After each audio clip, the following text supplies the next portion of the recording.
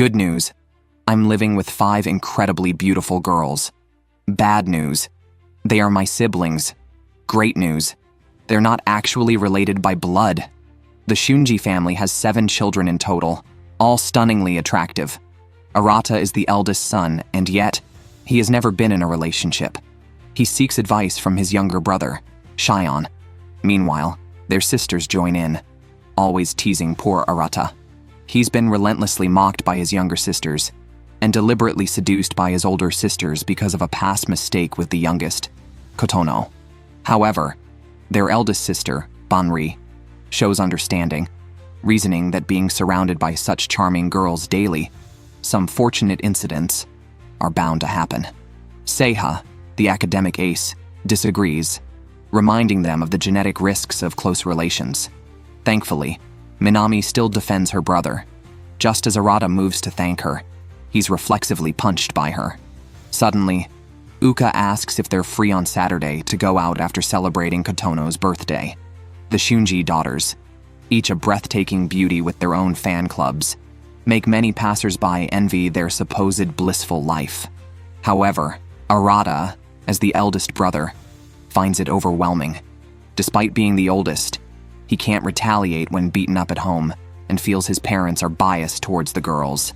Thus, Arata and Shion have long endured bullying by their 5 sisters. Yet they can't deny their sister's excellence.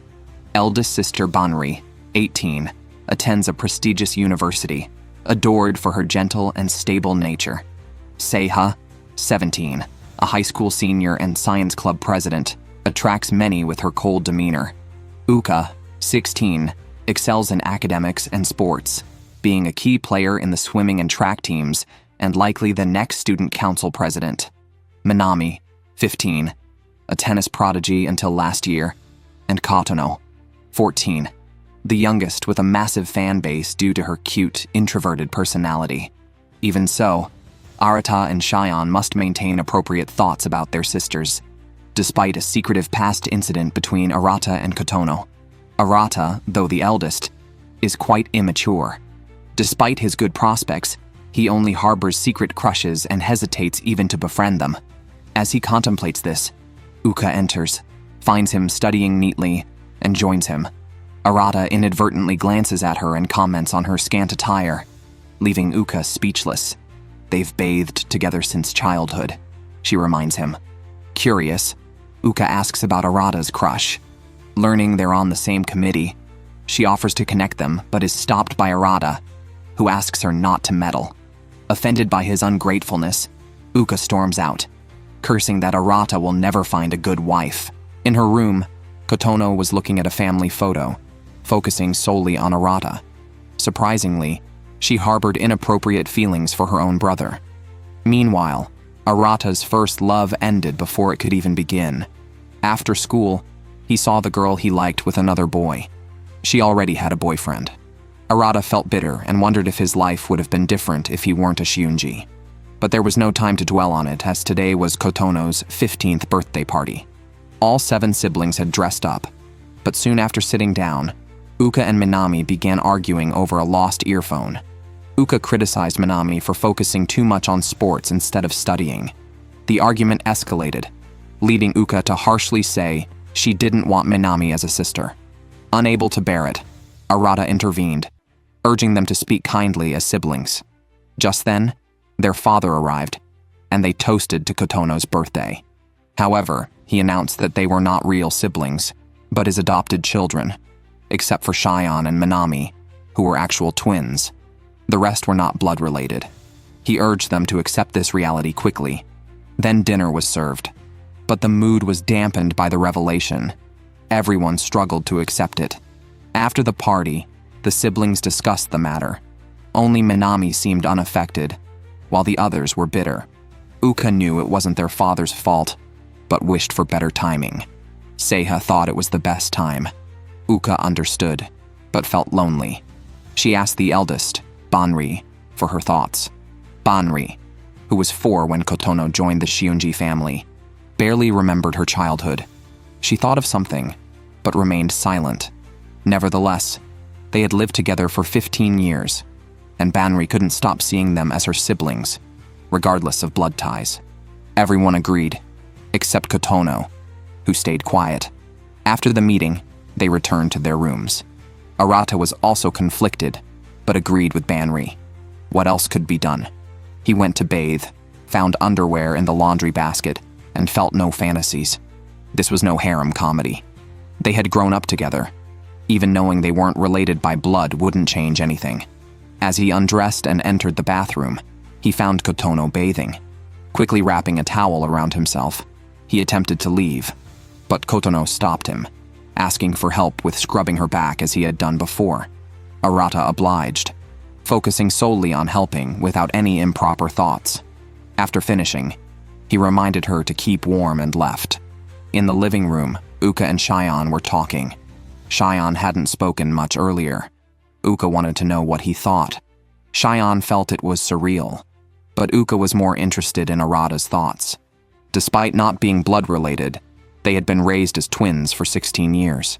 Shion reassured her that Arata likely felt the same. His role as the heir wouldn't change, and he was still the reliable older brother. At least he and Minami were real twins.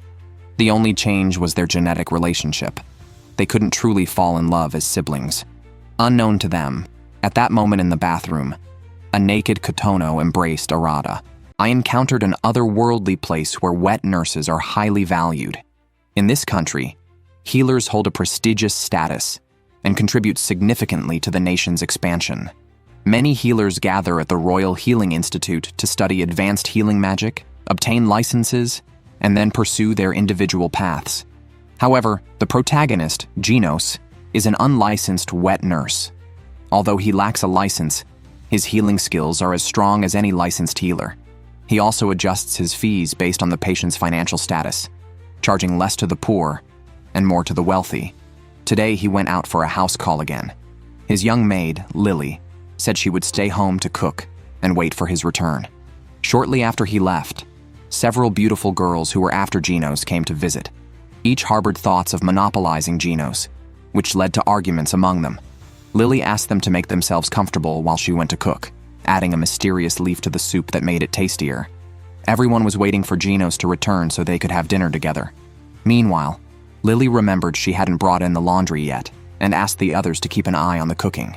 Levi and Linga ended up sneakily sampling the soup.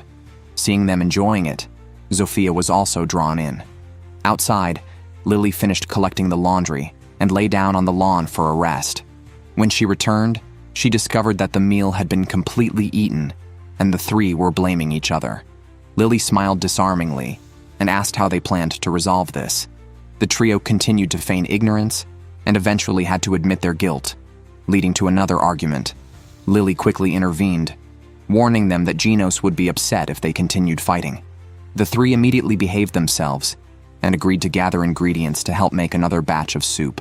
Just then, the ghost Camilla appeared and gave them a stern scolding. Fortunately, Lily stepped in to mediate, sending them off to gather ingredients. She wasn't very angry. After all, they could simply make more food. She enjoyed the time living together with everyone, and only hoped to have the meal ready before Genos returned. On his way back, Genos passed by a rabbit-eared girl who seemed to be in pain. Soon after, her master approached, revealing that the girl had gone to a healing institute because of stomach pain, but was turned away for lack of funds. Now, she was about to be punished by her master. The nobleman grabbed the rabbit-eared girl by the ears and took her to a cemetery. Unnoticed by her, a dark mist entered her body. Her master kicked and punched her, demanding she dig up valuable items.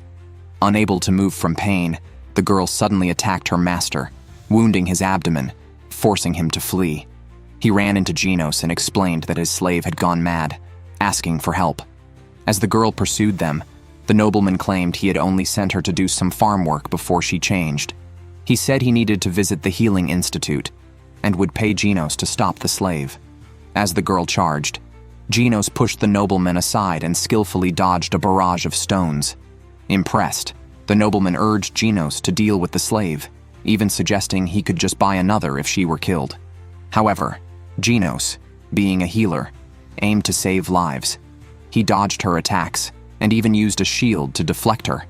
causing her to crash into a wall and collapse the structure on the nobleman. Controlled by the dark mist, the girl was in agony. Genos recognized the issue, allowed her to bite his arm, and then healed her. Her wounds healed instantly, and the dark spirit was expelled and purified by Genos. The nobleman crawled from the rubble, begging Genos to heal him. Genos mentioned his work for the day was done, and healing now would cost extra. The nobleman hastily offered a bag of gold coins, but Genos said it wasn't enough as he was an unlicensed healer, akin to a grave robber. The nobleman feigned ignorance, then Genos suggested using the slave as payment. Reluctantly, the nobleman agreed, and after being healed, he handed over the slave contract. Genos stayed to wait for the rabbit-eared girl named Tyr to wake up. Upon awakening, he instructed her to undress for a health check. Tyr hesitantly complied, and Genos, assessing her health without magic, diagnosed and removed a gallstone. Tyr knew such skill was not ordinary but decided not to betray her benefactor, instead offering to repay him. Genos had her lead him to a specific herb, which settled their debts. He then gave her the freedom to go wherever she wanted, tearing up the slave contract in front of her.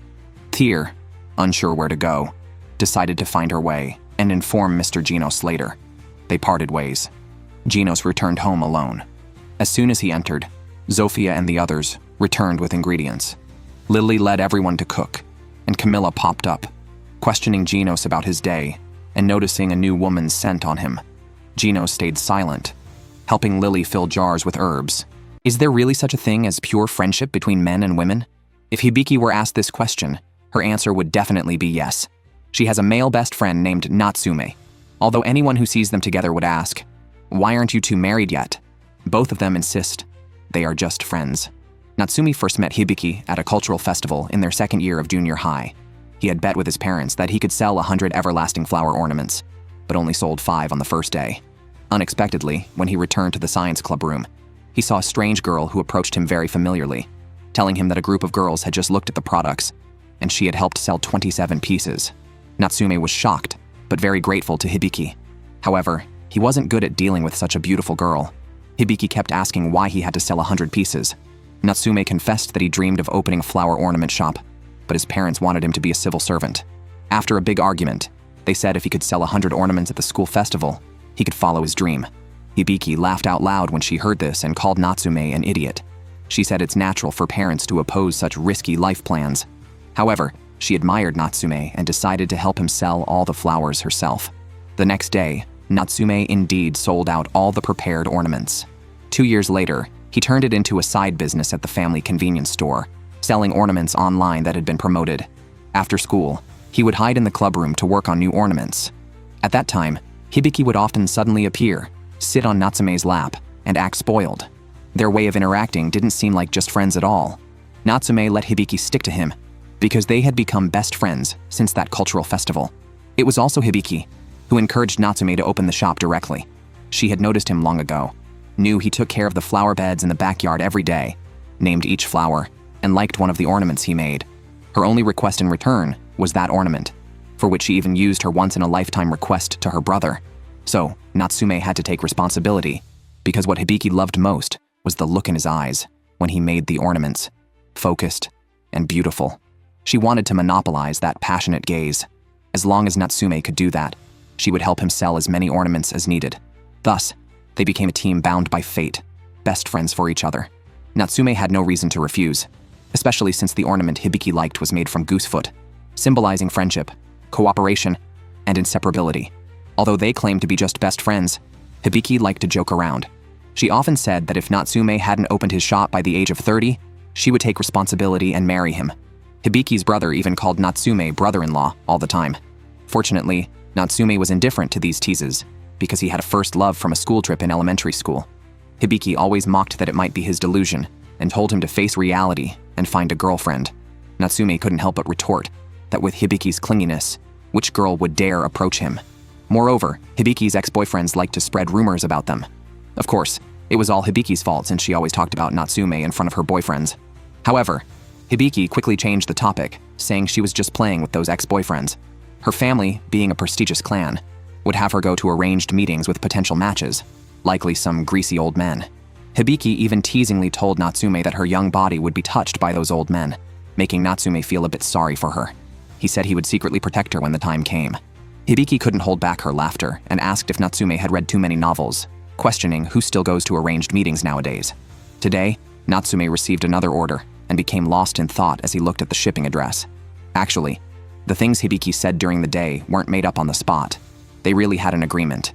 If Natsume was still single by the time he turned 30, he would simply marry Hibiki.